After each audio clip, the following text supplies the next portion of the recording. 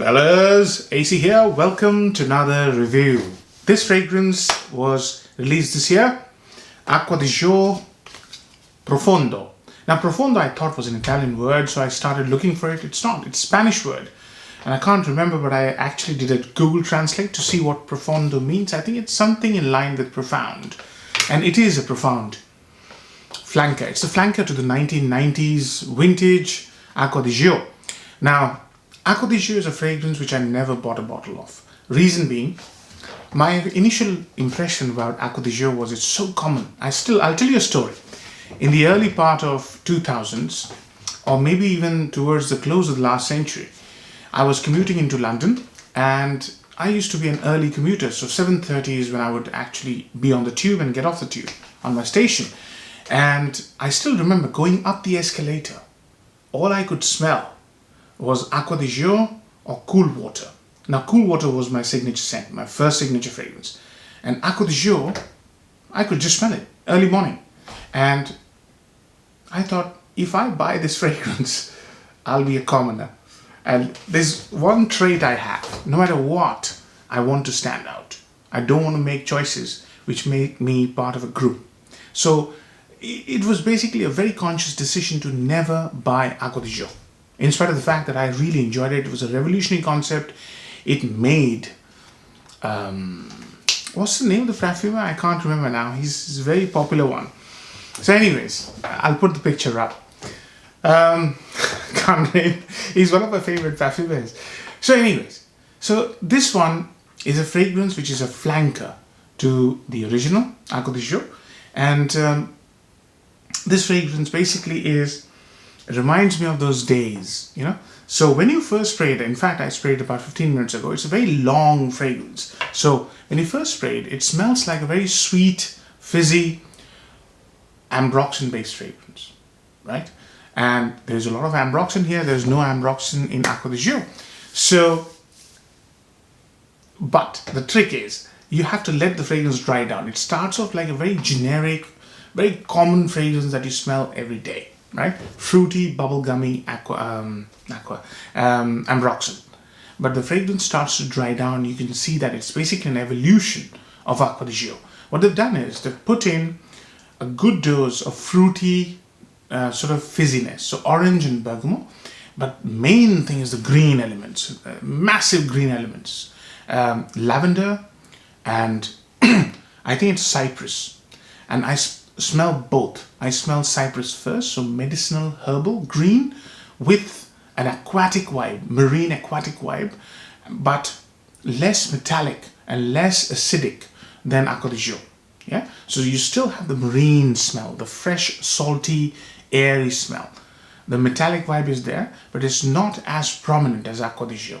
Instead, you have this orangey fizziness and then cypress, very nice cypress, and then you smell lavender after about 3 or 4 hours, especially when it's hot. And the lavender, I can just get a little hint of sweet lavender. It's not sweet though. When it's daytime, when it's hot, it's not sweet at all. At the moment, it's nighttime and it's a little bit sweeter than what I've experienced. The dry down is the same Acqua Di Gio dry down with elements that surprise me. Earthy, patchouli. Again, so the whole herbal thing is maintained. Right? And the metallic absence of metallic saltiness or tartiness is maintained. But it's still an Acqua Di Gio with some added aspects, which is quite interesting. I enjoyed it. It's a good fragrance. Pros and cons. Number one pro, this is an interesting flanker. Yeah?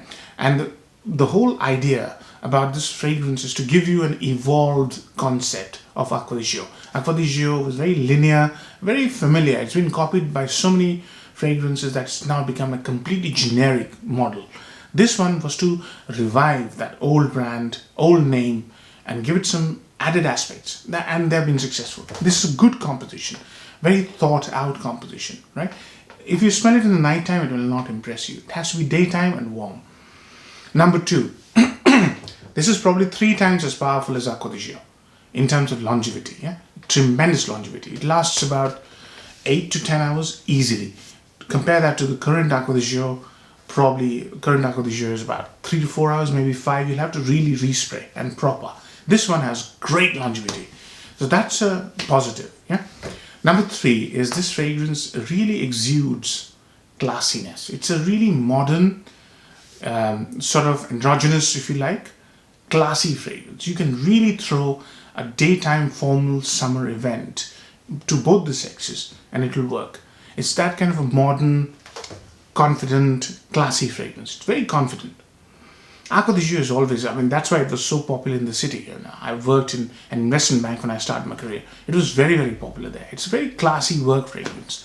Now, downsides. Number 1 downside of this fragrance is going to be for people who like to wear one fragrance to all occasions.